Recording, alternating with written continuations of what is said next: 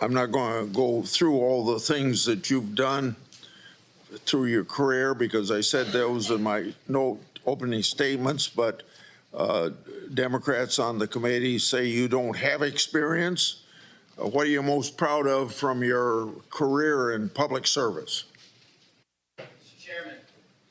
Mr. Chairman, I appreciate the question. It's really humbling to be afforded the opportunity to have served this country for 16 years. But I think what I'm most proud of is my work in national security, protecting the no-fail mission, returning American hostages, killing high-value terrorists that brought hate and destruction to our shores. I've served that mission in Democratic and Republican administrations, and it is the one mission that we cannot fail, and it is the one mission where the FBI must play a critical role. Okay.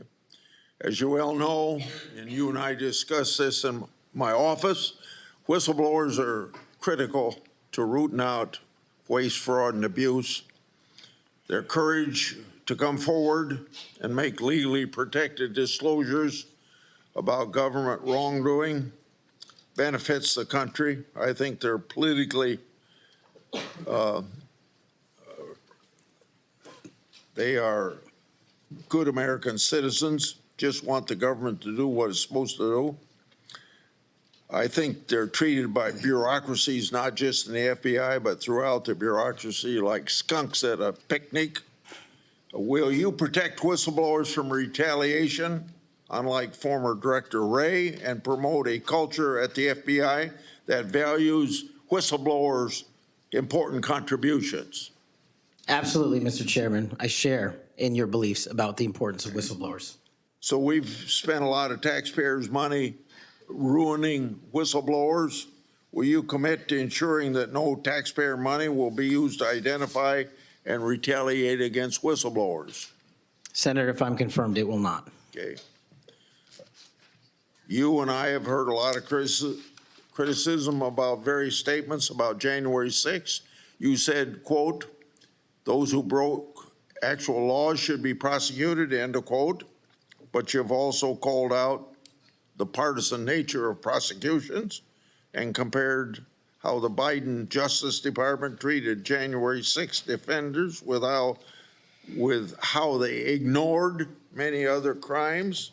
Those include crimes related to illegal immigration, as well as riots that took place around the country. So explain your position on January 6th to this committee, and how do you respond to critics who say that you're anti-law enforcement?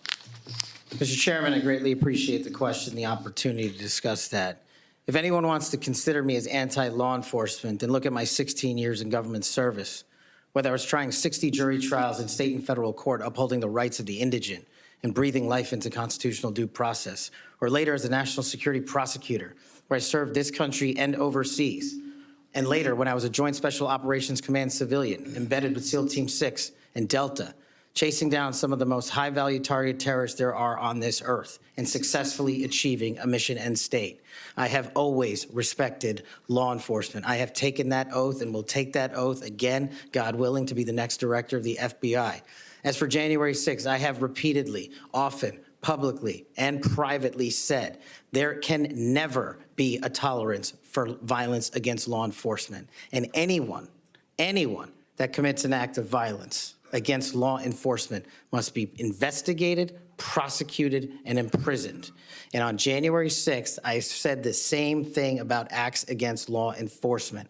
The Capitol Police, who I have served with, and when I was Chief of Staff at the Department of Defense, rushing to the aid of the members of this committee and your colleagues to provide the National Guard was my top mission priority, not politics.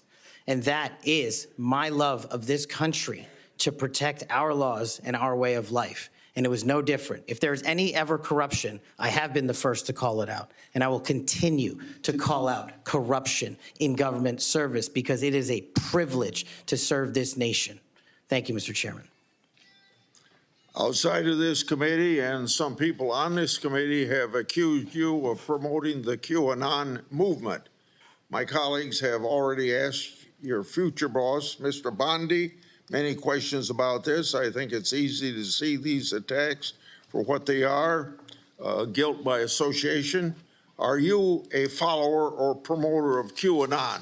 No, Senator. In fact, I have publicly, including in the interviews provided to this committee, rejected outright QAnon baseless conspiracy theories or any other baseless conspiracy theories. They must be addressed head-on with the truth, and I will continue to do that, and I will always continue to support Americans who support law enforcement, our military, and want a secure border. Over the past 4 years, the FBI and Justice Department have weaponized law enforcement towards partisan ends. This has affected you personally. You, along with even members of my staff, were the victims of FBI overreach when they secretly subpoenaed your records during the investigation into Crossfire Hurricane.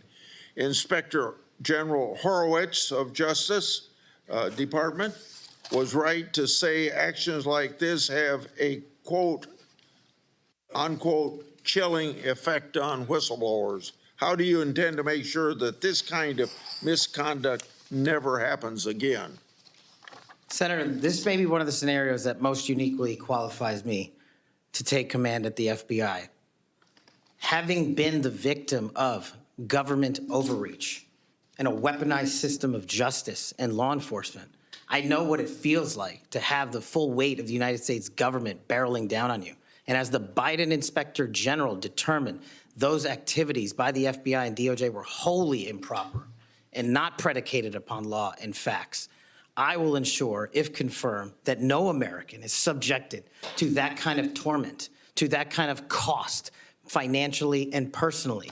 And most importantly, I will make sure that no American is subjected to death threats like I was, and subjected to moving their residences like I was, because of government overreach, because of leaks of information about my personal status.